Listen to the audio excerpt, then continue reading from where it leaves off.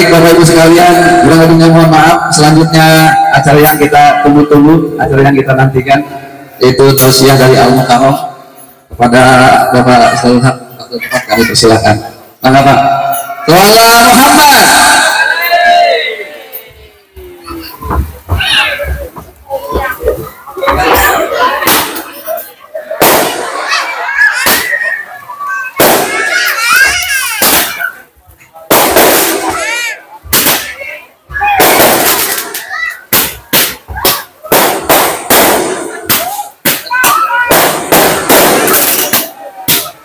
Apa tuh Ustaz?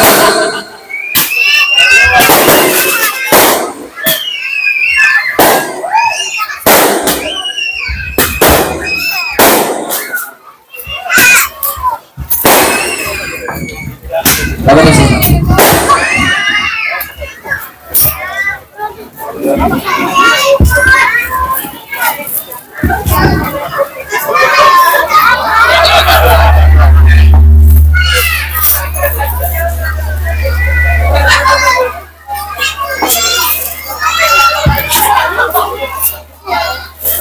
Perasaan waktu saya dipoto dulu, diambil foto ini belum lengkap dengan kembang api. Ternyata memang dilengkapin sama kembang apinya di sini. Emang desainernya mantap ini. Ini kejauhan nggak saya sama ibu-ibu sama bapak? Kejauhan ya? Gimana ibu-ibu sono? Apa dah? Sebelum saya menguraikan uraian hikmah pada kesempatan ini, saya ingin menyampaikan satu hal. Sini aja, dilahun uak. Biarin aja. Ada 3 golongan yang mereka tidak wajib membalas salah. Saya ulangi lagi, ada 3 golongan yang mereka tidak wajib membalas salah. Yang pertama adalah orang-orang yang sedang sholat. Imamnya pastikan mengucapkan salam ketika sholat itu sudah selesai. Assalamualaikum warahmatullahi wabarakatuh. Assalamualaikum warahmatullahi wabarakatuh. Yang di belakang kagak usah jawab Waalaikumsalam warahmatullahi wabarakatuh. Salah berarti itu sholatnya. Kenapa? Karena memang mereka tidak wajib, cukup mengucapkan salamnya yang juga diucapkan oleh imam. Assalamualaikum warahmatullahi wabarakatuh. Assalamualaikum warahmatullahi wabarakatuh. Maka kita juga sama mengucapkan Assalamualaikum warahmatullahi wabarakatuh. Assalamualaikum warahmatullahi wabarakatuh. Karena itu yang dicontohkan oleh Nabi. Jadi pertama, golongan orang yang sedang sholat ketika mendengarkan salam, salamnya nggak usah dijawab, nggak pakai waalaikumsalam, ya kan? Iya. 2, siapa orang yang nggak wajib jawab salam? Yang kedua adalah orang yang sudah meninggal. Kebayang gitu ke blok M, ada M nggak di sini? Ada blok makam. Main ke makam, dan adabnya ketika kita masuk ke makam itu, yaitu adalah kita mengucapkan salam. Ini 2 salam yang paling tenar kita sebutin. Assalamualaikum ya ahli diyar. Ada juga disebutkan Assalamualaikum ya ahli kubur. Saya yakin kalau ternyata mereka masih menjawab atau mungkin masih wajib menjawab salam, kita kaget ketika kita masuk ke komplek kuburan. Assalamualaikum ya ahlal kubur, mereka jawab waalaikumsalam. Yakin kaget? Ada yang pernah nyoba kayak gitu? Agak ada yang bisa jawab, karena mereka tidak akan mendengar kita, tapi kita harus tahu itulah adab kita. Yang ketiga, yang mereka tidak wajib membalas salam kita, yaitu adalah mohon maaf, orang gila. Orang gila depan kita ada, lewat depan kita ada, kemudian kita ucapkan Assalamualaikum, dia gila, gak jawab salam kita, wajar karena gila. Maka nanti ketika saya ucapkan salam kepada ibu-ibu dan bapak-bapak, kalau tidak nanti,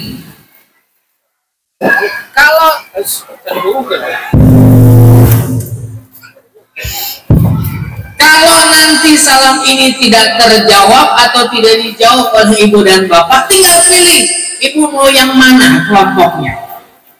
Yang lagi sholat Ustaz, iya nggak usah jawab sholat. Yang kedua, orang yang gila Ustaz. Yang ketiga tadi itu orang gila Ustaz, iya berarti ibu nggak usah jawab salam.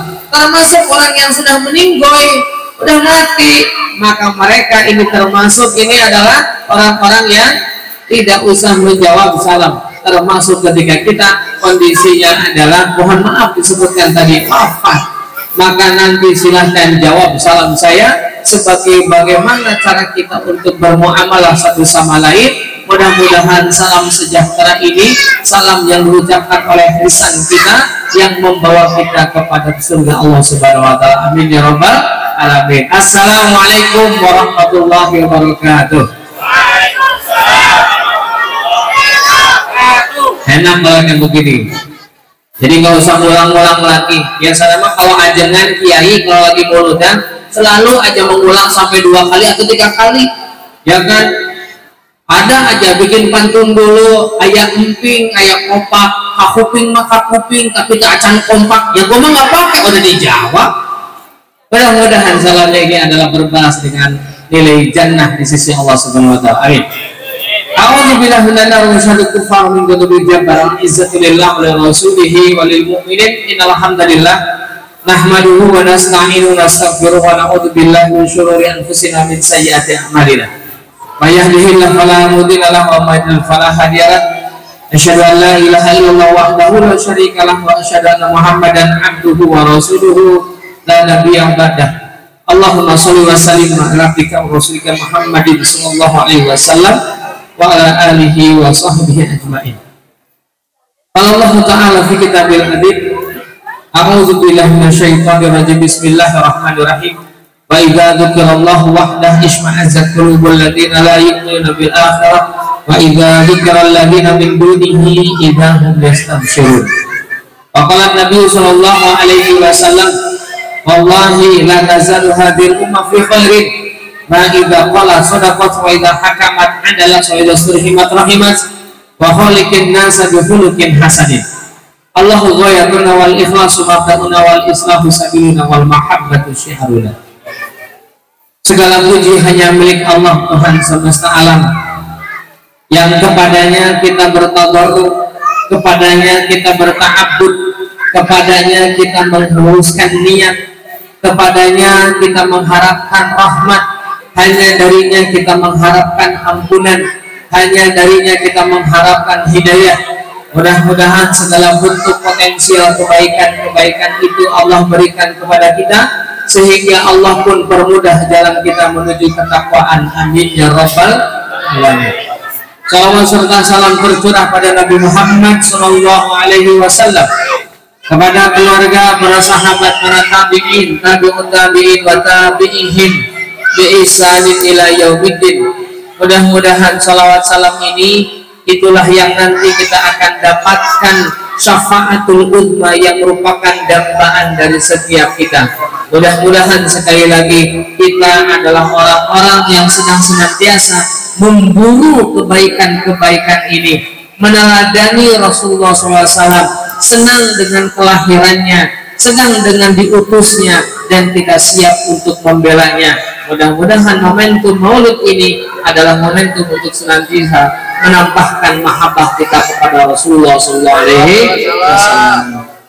Sampai disebutkan tentang kadar mahabbah kita, kecintaan kita akan teruji ketika menempatkan Allah dan Rasulnya di atas daripada puncak kecintaan yang kita miliki di dalam hati.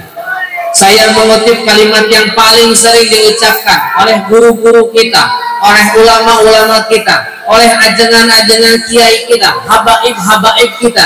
Rasul mengatakan seperti ini, la yu'minu ahadukum, tidak teruji iman-iman kalian hatta akuna ahabba ilaihi, sampai betul-betul aku dicintai oleh kalian, bahkan cintanya melebihi min nafsihi, lebih cinta kepada Rasulnya daripada dirinya, wa walidihi, lebih cinta pada Rasulnya daripada bapaknya sekalipun, waladihi, lebih cinta kepada rasulnya daripada anaknya sekalipun, wan nasi ajma'in, dan dia mencintai rasulnya daripada sekalian manusia sekalipun.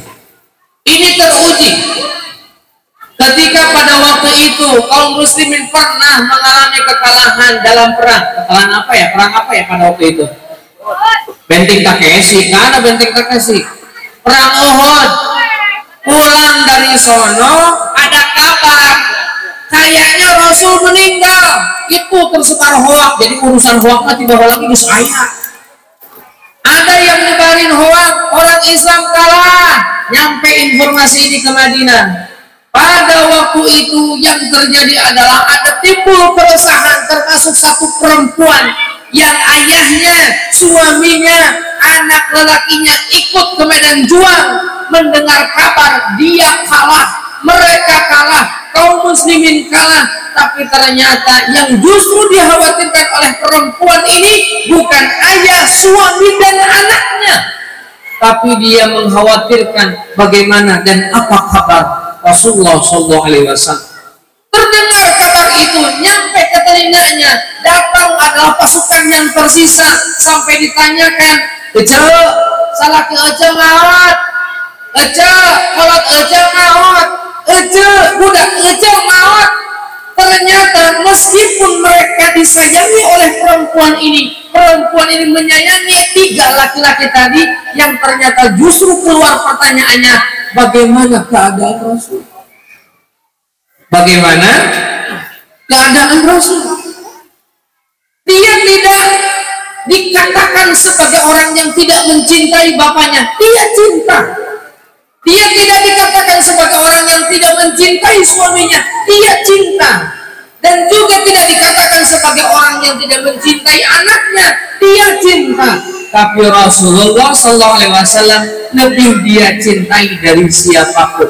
Maka ketika datanglah Rasulullah SAW ternyata masih hidup, yang dia cari meskipun dia sudah dapat kabar ayahnya, suaminya, anaknya tewas mati syahid di perang Uhud, tapi ketika itu datanglah dia kepada Rasulullah, ditarik ujung baju Rasulullah SAW sampai berkata, "Aku tak peduli pada mereka yang sudah meninggal, meskipun mereka adalah ayahku, suamiku, dan anakku, karena mereka mendambakan mati dalam keadaan seperti ini." Menjemput syahid yang kita tahu di dalam hadis Nabi Muhammad SAW, orang yang gugur di jalan Allah, berperang di jalan Allah, syahid di jalan Allah, sudah ditunggu oleh 72 bidadari yang ada di dalam surga. Jabaning bidadari mah nggak ada yang gagal, seksoy, seksi, putih-putih, mulus-mulus, nggak ada yang tua. Itu dituliskan dengan kalimat innalil muttaqina mafazan hadaiqa wa a'naba. Ini kalimatnya, wa kawa'iba atroba. Bagi mereka syahid di jalan Allah, 72 bidadari sudah nunggu di sono, dan mereka bentuknya bagus-bagus, cantik-cantik, putih-putih, seumuran, gak ada yang gagal.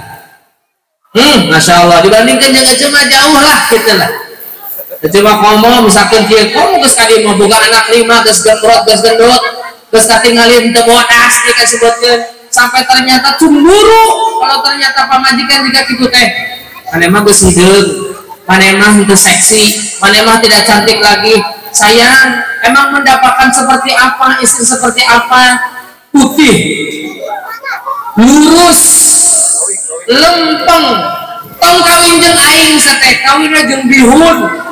Bihun oke sarua bodas, lempeng, bahkan mungkin menarik seperti itu secara visual. Tapi ternyata memang orang yang taat pada Allah Subhanahu wa taala ketika dalam rumah tangga tidak akan mempermasalahkan seperti itu. Masya Allah, maka tidak akan terjadi tutorial membantu istri. Saya nggak ngomongin itu Rizky Bilar, enggak. Tapi yang rame-rame namanya Dede Lesti. Begitu. Menurut bapak-bapak dan ibu-ibu, itu Bilar itu salah nggak sih? Menurut saya nggak salah, karena memang tugas suami itu banting tulang. Cuman salahnya dia banting tulang istrinya. Makanya dia salah. Tapi yang benar kalimatnya tadi, tugas suami memang adalah banting tulang. Cuman yang salahnya dia banting tulang istri, itu yang keliru. Para jamaah, tuh tadi ketika Rasulullah SAW sudah ditempatkan di puncak kecintaan, Allah Subhanahu Wa Taala dia cintai, Rasulnya dia cintai, maka tak peduli apapun yang terjadi, karena dipastikan yang nanti meninggal sekalipun dalam ketaatan pada Allah Subhanahu Wa Taala dan Rasulnya, mereka sudah mendapatkan ganjaran yang betul-betul diinginkan oleh setiap kita. Ditunggu wis anteni oleh 72 bidadari yang ada di dalam surga. Masya Allah, cantik itu orang. Kita mah masih debat tentang hukum muludan. Ya nggak Pak? Sampai ternyata ada orang yang datang bikin video dan sebagainya, sampai mengatakan bikin challenge, saya akan berikan uang sekian, saya akan berikan jam tangan yang bagus dan sebagainya, tolong datangkan kepadaku hadis yang sahih, hadis yang menunjukkan bahwa kalian harus mengerjakan muludan. Kira-kira jawabannya gimana? Ada nggak dalil tentang muludan? Nggak ada, nggak bakal ketemu. Tapi orang yang dikasih challenge itu ngejawab, tolong tunjukkan kepadaku hadis yang sahih yang melarang tentang muludan. Ditanya pemerintah, nggak kepangi, tidak ketemu. Yang terjadi ternyata apa? Muludan ini ekspresi kecintaan kita. Kalau ternyata ditanya tentang dalil, Yunus yang diambil ayatnya 58, ada kalimat di situ, fayafrahu, maka kalian harus berbahagia. Cuman ekspresi bahagia ini orang itu macam-macam. Di kita zaman sekarang mungkin ekspresinya mulut dan seperti ini, karena kita nggak hidup semasa dengan Rasul, nggak pernah ketemu dengan Rasul. Maka kalau ternyata yang di seberang sana mengatakan seperti ini, mana dalil tentang muludan? Apakah dikerjakan sama Abu Bakar? Ada. Dikerjakan sama Umar? Enggak pernah. Berarti bid'ah dong. Nah, itu mereka mengatakan seperti itu. Tapi kalimat gafal yafrahu ini, mari kita lihat ada banding-bandingannya. Meskipun ada lagu Jawa, ojo dibanding-banding. Urang mah ayeuna mengerjakan ini karena ekspresi cinta kita kepada Nabi Muhammad dikenalkan dengan momentum ini secara massal.